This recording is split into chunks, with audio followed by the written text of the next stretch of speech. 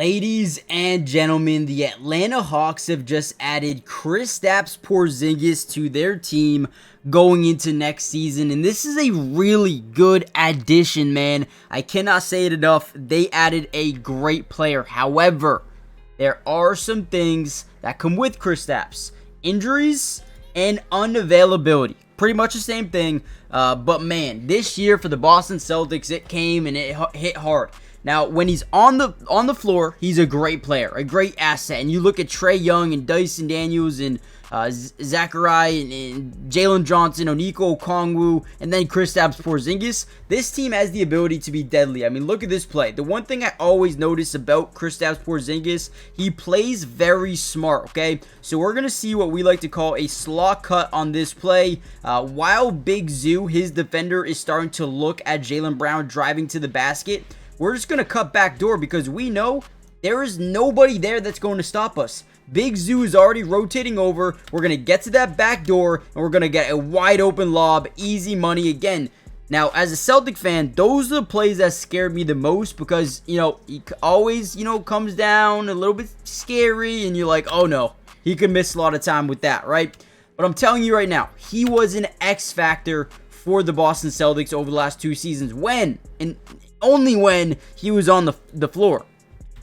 And let me tell you, it wasn't a lot. I believe he played like 1 game in the NBA Finals when we won. Barely played throughout the entirety of this season.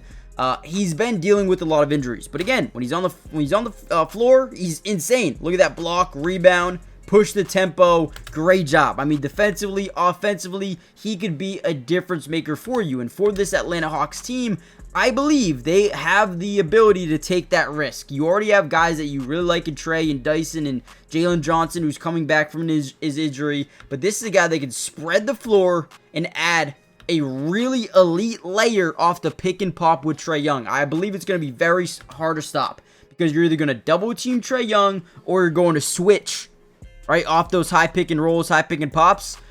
Listen, Kristaps will take advantage of a mismatch. He'll post up any guard, and he will shoot over you every single time. Okay, so I do really like this trade for Atlanta if they can get a healthy Kristaps. Here's another one. Or setting a stagger away screen for Jaylen Brown, getting to the middle of the floor. After we do that, we want to pop out to 3. Look at the separation Porzingis gets, and then as they're trying to get back into the play, he's got that speed to kind of just drive right by. Gets into the lane, throws down the dunk. He's too big, he's too strong, he's too quick, he's too athletic when he's healthy. Definitely a mismatch nightmare for a lot of teams.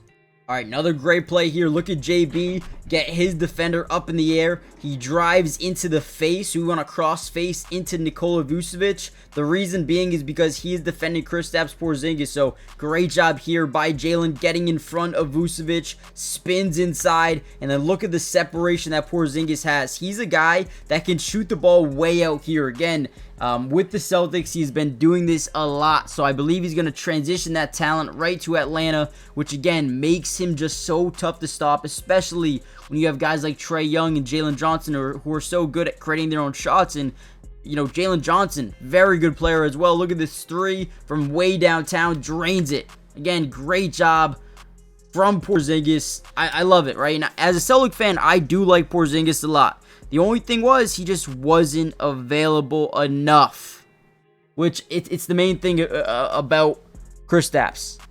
He's not available. How can you use him, right? Now, the Hawks didn't really give up anything. Terrence Mann, Short, Niang, right? Nothing they need. And they still have Karis LeVert off the bench as well. Man, I'm telling you, this team just got better. Now, before we get any further into this video, guys, do me a big favor.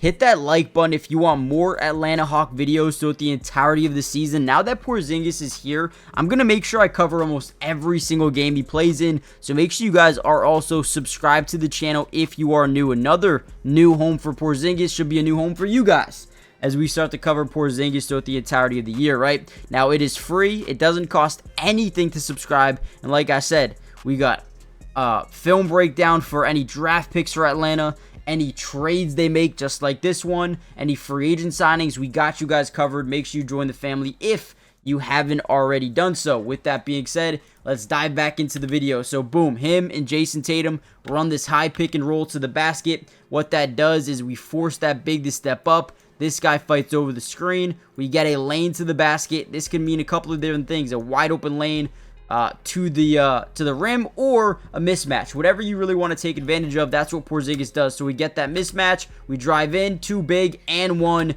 You can't stop him off mismatches. You really can't. If it's a guard, it's over.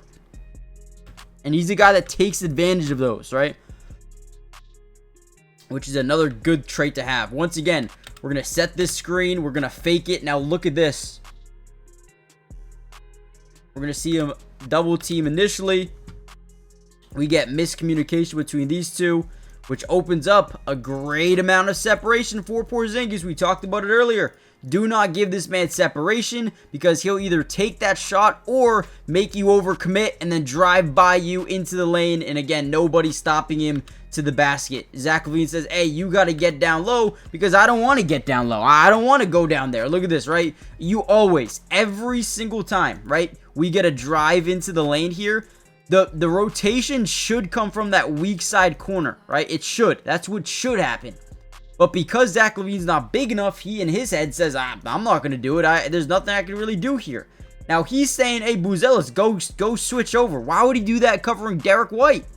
It just doesn't even make sense. Derek White's a better shooter, right? So, again, he just creates a lot of teams to second guess how they want to strategize defensively. Here's another one, right? We kick it out to Porzingis, up fakes, gets his guy to way over, commits to that three-point line. And look at this play, right?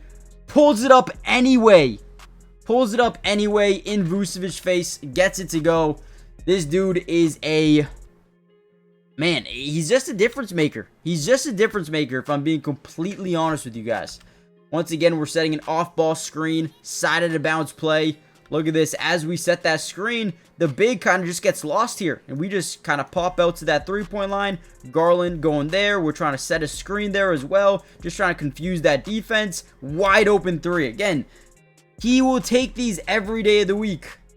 And you love it, right? You love that ability to stretch the floor, because when guys go out to contest that, boom, now the rest of the floor is wide open. So again, I am a Celtic fan. I did love Porzingis in his time here. Did I hate how he was never available? Yes. If he was healthy this year, I think there's a chance that we go to the finals again. But he's very important. Here's him versus Niang, right on a post-up. These are the matchups he loves to take advantage of. If he gets a matchup like this, usually what I remember is he just shoots over you, right? He's going to pump. He's going to back you down a little bit and then fade away mid-range. It feels like you won that rep as a defender, but it goes in. Look at this. You feel like you're like, okay, wait, he didn't get anywhere on me, but he still is able to just rise up and shoot over you.